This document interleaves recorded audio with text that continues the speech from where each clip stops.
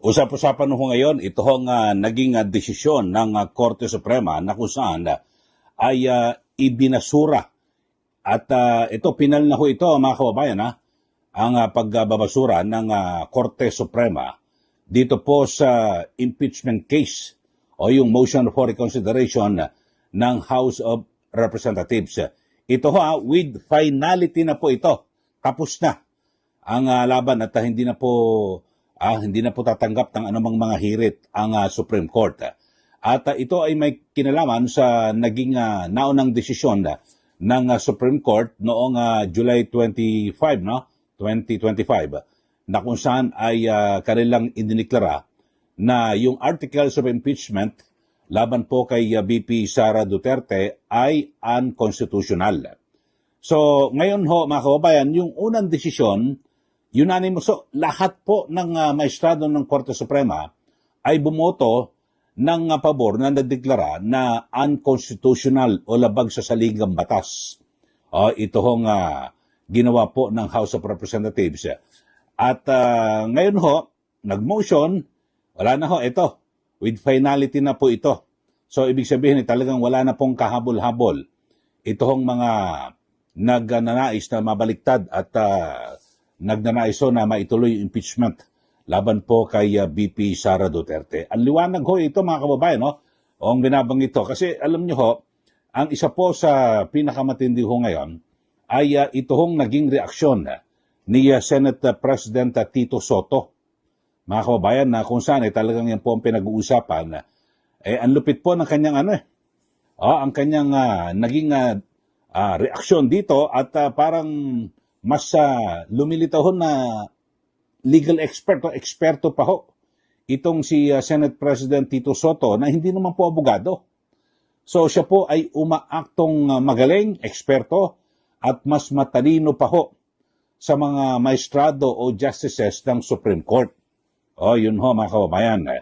Ito ho, yung kanyang statement at ito makikita niyo ho ito sa ating sa ating screen mga kababayan at dito ho para mabasa niyo rin ho at habang iniisa-isa ho natin ito hong issue ng pahayag. Ito, Senate President Vicente Soto III on SC upholding decision on articles of impeachment versus VP Sara. Ito, tignan niyo ho dyan sa ating TV screen. Sabi niya, ito may petsa July 29, 2026. It is a sad day.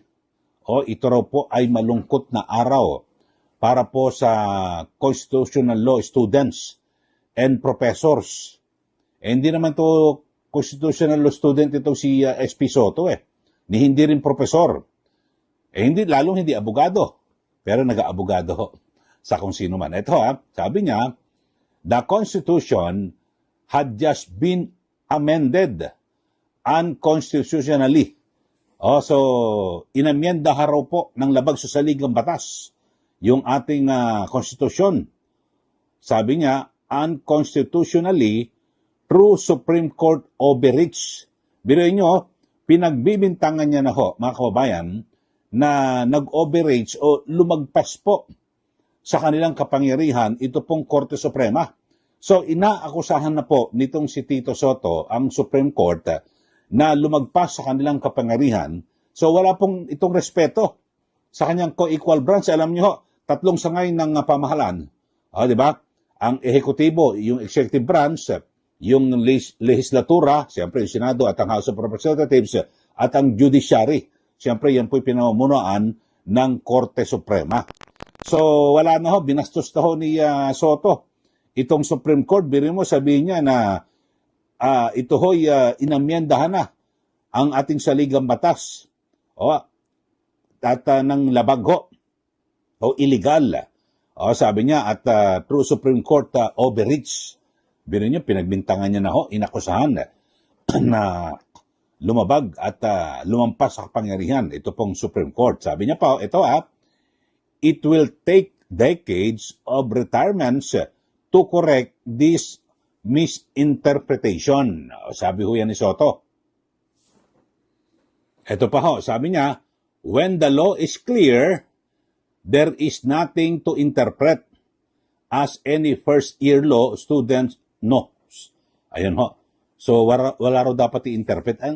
Alam niyo, ang ginawa rito ng Supreme Court, talagang mas nilinaw at tinanggal ho yung mga posibleng pag-abuso dito po sa impeachment na kung saan ay mas maliwanag ho ngayon na dapat ay dumadaan at sumusunod sa proseso yung mga mambabatas. Ito pa, sabi ho ni Soto, the decision is a clear judicial legislation. The Supreme Court, as written in their decision, admitted of introducing a rule for Congress to follow in the conduct of impeachment, a clear encroachment on the power of the legislative branch as provided for by the Constitution. Impeachment is now an impossible dream.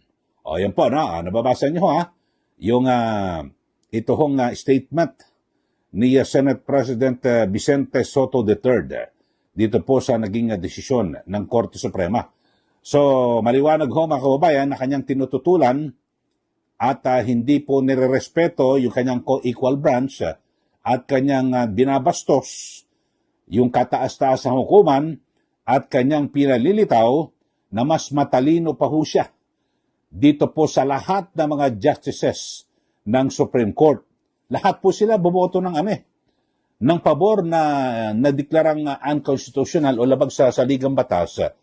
Ito hong impeachment, yung articles of impeachment laban po kay VP Sara Duterte noong 1 taon. Maliwanag ho ito mga kababayan.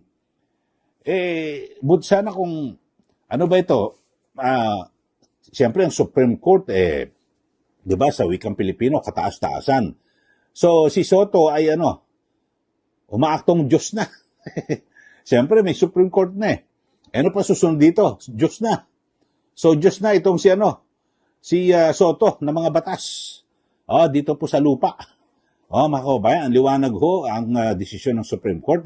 Ako hindi ako abogado, pero nang ipaliwanag ho at di ba inisa-isa ko ho mga kababayan at hindi naman tayo abogado, pero ang liwanag po mga kababayan na inisa-isa na hindi pwedeng abusuhin at talagang hindi pwedeng gamitin na parang armas para, di ba, gipitin ang isang opisyal ng gobyerno. Ito, ipapaliwanag ko rin yung mga kababayan kasi may nagponente dyan, dito po sa desisyon po ng Supreme Court. Ito ho.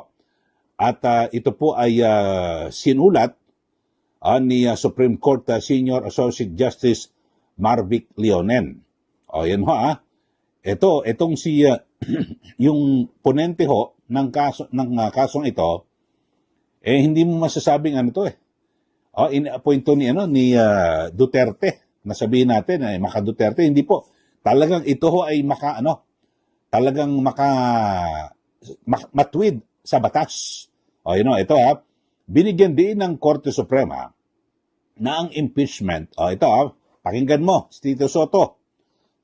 At iba pa yung mga nagbibigay po ng komentaryo dito ho, na hindi dapat abusuhin bilang kasangkapan upang panatilihin ang paghahari ng kasakiman o upang ipahiya at pigilan ang mga opisyal ng gobyerno na gampanan ang kanilang konstitusyonal na tungkulin. So yan po ang iginit ni sa desisyong isinulat ni Supreme Court Senior Associate Justice Marvic Leonen. Kasabay ng pagpapatibay sa naunang ruling na labag sa konstitusyon yung articles of impeachment laban po kay VP Sara Duterte. So maliwanag ho yan Ako na ho iisa-isa, himay-himay na ho natin mga kababayan, bagamat hindi po ako abogado, pero base ho sa ating pagkakaintindi, kayo ho, tingnan nyo rin ho. Sa website ho ng Supreme Court, makikita ho yan sa mga pahayagan. At mabasa, may wikang Pilipino, wikang English. Ito, sa kanyang ponensya ni Justice Leonen, nilinaw nito na ang impeachment ay isang mekanismong pang-pananagutan. Siyempre, issue rito, accountability, di ba? Hindi sandatang pampolitika. Ayun. Kasi, di ba, alam niyo naman yung nakaraan, di ba, kay VP Sara Duterte, talaga lumilitaw na hindi parang gustong habulin at papanagutin ito hong si BP Sara, kundi para pabagsakin. Di ba? Dahil siya po ang pinakamalakas na kandidato at posibleng maging Pangulo sa 2028. Di po ba? So yan po, no? At alam niyo naman talagang, di ba, may mga pag-amin nga dyan talagang nagkabigayan ng, di ba, sabihin natin ayuda sa eleksyon, di ba? Ito ho. At sabi ho niya, dahil sa malalawak na epekto nito sa mga institusyong demokratiko at sa tiwala ng publiko, dapat itong isagawa ng may konsensya, maingat, at may bigat. Ayon. Sabi po ni Justice Leonen, ito impeachment should never be abused to maintain, kasi yun dapat hindi po kailangang abusuhin upang mapanatili ang hegemonikong dominasyon ng kasakiman sa pamamagitan ng pamamahiya sa mga nasa mataas na posisyon sa gobyerno at hadlangan silang gawin ang kanilang sinumpaang tungkulin. Ayon, sabi ho ni Justice Leonen, sabi niya, this is why impeachment has been designed so that it is not merely a political process initiated by mere allegations or by a perceived public acclaim shaped by the propagandistic effect of time press releases or irresponsible viral post on social media. So binigyan din po ng korte na ang impeachment ay hindi dapat na idaan sa ingay o pressure ng opinyon, kundi sa maingat na proseso na umaayon sa konstitusyon. Isang paalala na ang pananagutan ay dapat makatarungan, makatwiran, at hindi arbitraryo. Ayon, so maliwanag ho ito mga kababayan. Tito Soto, sana naintindihan mo itong binabanggit ito sa ponensya po ni Justice Leonen. Maliwanag ho, yung impeachment, yan po ay ginawa para papanagutin yung isang mataas na opisyal ng gobyerno. Hindi para gipitin at pabagsakin. Kasi, di ba, kayo ho, maliwanag naman ho, di ba, ang ginawa kay BP Sara Duterte na kung saan ay talagang kung ano-ano tinapunan ng mga aligasyon. Tapos, kasi yung nangunguna sa pag-file ng impeachment, merong ambisyon sa 2028 na maging Pangulo. Di po ba? Yan po si dating Speaker Martin Romualdez. Base yan sa mga lumalabas ho ng mga ulat. Di umano. Di po ba? So, ganun ho. Maliwanag ho mga kababayan. Sabi ng Supreme Court, kaya ang ganda ho ang ganda ho ng desisyong ito ng Supreme Court para po sa mga susunod na mag-file ng impeachment, hindi lang para bisitin at perwisyuhin yung mga nakaupong opisyal ng gobyerno, di pa ba? Kundi, talagang pananagutin. Kung may pagkakasala, kasi issue rito, accountability, yung pananagutan. So, maliwanag po yan. At dito, balikan ho natin si Tito Soto, si SP. So, lumilitaw ho mga kababayan na wala. Kaya galit na galit ho ito sa Supreme Court, ito pong si SP Tito Soto, wala po na purnada. Wasak yung kanyang pangarap na maging presidente ng Republika ng Pilipinas. Kasi pinag-uusapan na nga, di ba, sa mga nakaraan, may kinakarap na impeachment. Ito po si Pangulong Marcos Jr. Tapos ngayong Pebrero sa ISA ay maghahain din ng impeachment laban kay BP Sara. So pinag-uusapan na ho ngayon, paano pag na-impeach ang dalawa, si Pangulong Marcos at si BP Sara, so sino na magiging presidente? So si Tito Soto na bilang Senate President, di ba? Number 3, pangatlo siya sa pinakamataas na opisyal sa ating gobyerno. So yan po. So parang ganon, lumilitaw, wala na. Ano ka na? Na nabulilyaso yung pangarap. Kasi binabagit ho ngayon ni Senator Tito Soto ng impeachment ngayon ay isa na raw pong impossible dream, imposibleng pangarap na mahirap makamtan o maabot. So yan po ang sinasabi na impossible dream dahil po sa desisyong ito ng Supreme Court, mga kababayan. So, pero alam nyo ho, ito hong naging pahayag, isa pong malinaw na pambabastos po ito at kawalan ng respeto ni Soto sa Supreme Court. Buti sana kung alam niyo ho kung yung desisyon, dikit, yung kung sa lang, talagang malapit ho, ilan ba sila? 15. Halimbawa ay kahit nasabi mo 7 o 8-7 man lang dikit Pero wala ho ni isa man na sumang-ayon na na hindi labag sa ligang batas. Ito pong articles of impeachment, nagkaisa po lahat po ng mga justices ng Supreme Court, lahat po yan matatalino at napakahaba ng mga karanasan sa pag-aaral sa batas. Hindi basta-basta ho yan, mga kababayan. Sila po ay nagkasundo at nagkaisa. Wala akong tumutol dito po sa naging desisyon na nagsabing unconstitutional ito hong articles of impeachment laban po kay BP Sara. So maliwanag ho ito, mga kababayan. Ang binabanggit ito, parang naamyenda ho daw yung ating saligang batas. Buti sana kung itong si Tito Soto, siguro kung retired Chief Justice ng Supreme Court, medyo parang baka mag-isip ako dahil baka may basehan ito, di ba? Talagang nagsunog ito ng kilay sa pag-aaral ng batas. Wala ho hindi naman po ito abogado Di po ba? Aktor po ito. At singer. So, showbiz ho ito, mga kababayan.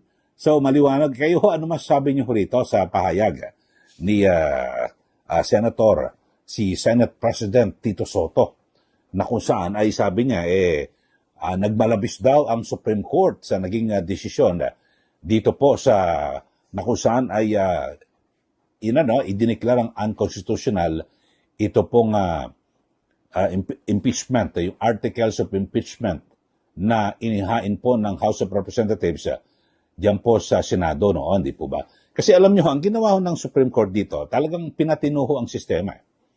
Na kung saan ay hindi pwedeng imaniobra basta-basta lang. Kasi dapat ang talagang yung mag-file ng impeachment, yung talagang gustong papanagutin po yung tao, hindi para gipitin at siraan at wasakin para hindi na makatakbo sa susunod na eleksyon, di ba? Parang kay BP Sara, para hindi na po makatakbo sa 2028 elections, di ba? Kasi sabi ho ng Supreme Court dito, ay kaya ngayon maingat ho ngayon, di ba?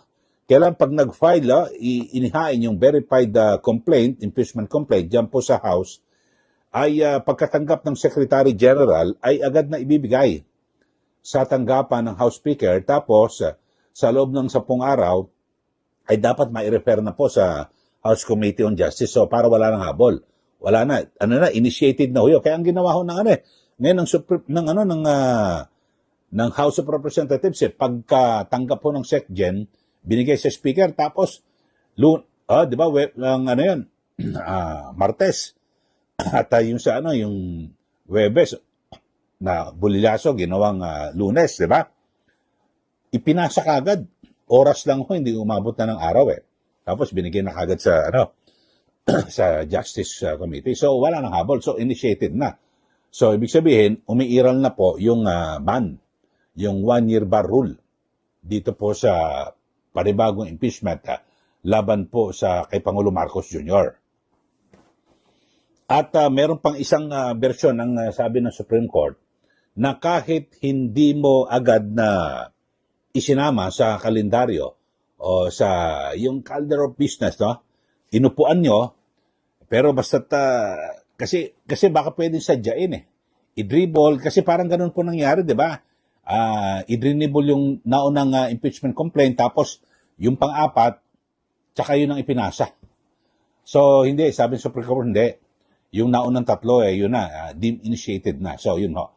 Okay, kayo ano masasabi nyo rito kay Senate President Tito Soto, na ngayon po nagmamarunong, nagmamagaling at mas matalino pa ho siya dito po sa mga justices ng Supreme Court, at parang tila binabastos niya ho at hindi niya po nirespeto yung kanyang kapwa, co-equal branch kung kapantay niya ho na sangay ng di ba, sa pamahalaan.